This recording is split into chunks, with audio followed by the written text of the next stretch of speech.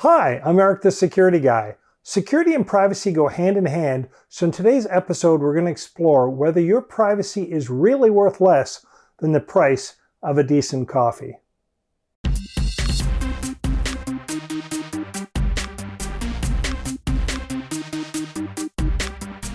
Privacy discussions often revolve around the use and abuse of personal information by governments and corporations. While global surveillance is a serious concern, and some corporations certainly abuse the information entrusted to them, the fact remains that most internet users happily hand over their private information and allow companies to use it in exchange for free services. Free email services are a prime example. Microsoft's Outlook.com boasts over 400 million active users, while Google's free Gmail service reports 1.8 billion active users. These services are expensive to operate, making even the largest corporate email systems seem tiny by comparison. Some users complain bitterly about the ads and even use software to block them. They also express concern or even outrage that supposedly private email content may be used to target advertising content. Social media companies perhaps provide the best insight into just how willing we are to trade our privacy for services. Facebook, LinkedIn, and Twitter have established themselves as the leading social network for adults by dominating different segments of the market. Facebook, with 2.8 billion monthly active users, is primarily focused on networking with family and friends. In the company's words, quote, "Founded in 2004, Facebook's mission is to give people the power to share and make the world more open and connected. People use Facebook to stay connected with family and friends, to discover what's going on in the world, and to share and express what matters to them," unquote. That's a pretty interesting mission for an advertising company. Facebook reported $86 billion of revenue in 2020, most of which was from advertising.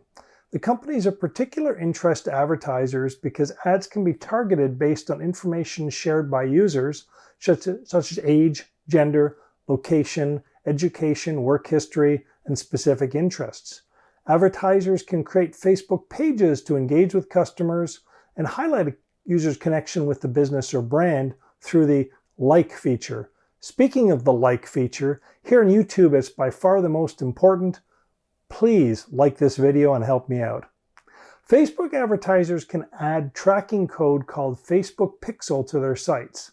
If you've ever been shopping online and subsequently noticed Facebook ads for the site, the product, or the type of product you're looking for, you've most likely experienced the power of Pixel. Facebook has become so good at targeting ads that some people even wonder if Facebook is listening to their conversations. I've never seen any credible evidence of that.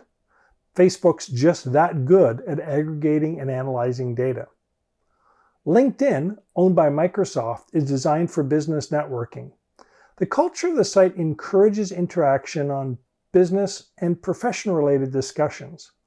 Unlike Facebook, the company offers both free and paid accounts, the key differentiator being that users who pay are granted wider access to the online community. For example, a premium LinkedIn user can directly contact users outside of their network, while a standard or free account holder would have to request an introduction via another user. LinkedIn's revenue model is more diversified. According to the company, LinkedIn has almost 740 million registered users.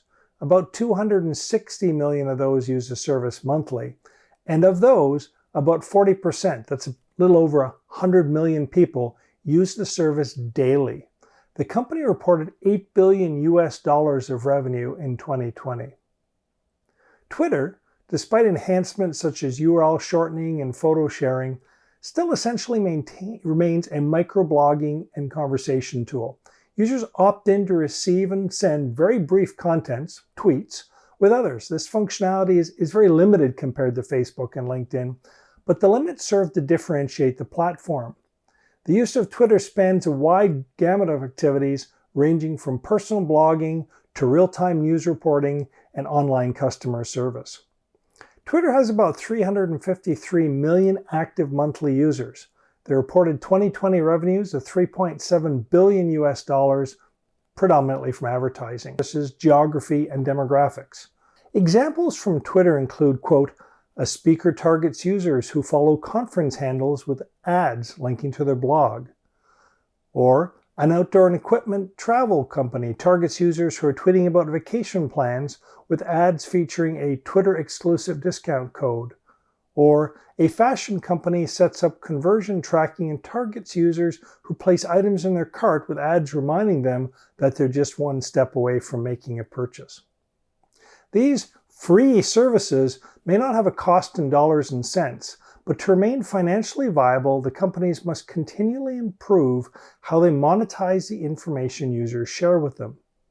They walk a fine line between not alienating users and generating value for shareholders. These firms have a clear economic imperative to provide only the minimum privacy controls required to meet legislative and contractual obligations. And they're free to change their contract with users at any time. So Facebook, LinkedIn, and Twitter recently earned combined annual revenues of about $97.7 billion US dollars with an aggregate of 3.9 billion active accounts. At a glance, this would equate to an average monthly revenue of about $2.09 per active account. Is your privacy really worth less than $3? Andrew Lewis's famous tweet sums it up for me. If you're not paying for it, you're not the customer. You're the product being sold. Thank you for watching. Please help me out by liking this video and subscribing to my channel.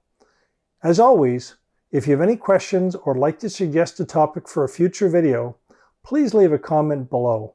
I'd love to hear from you. See you in the next video.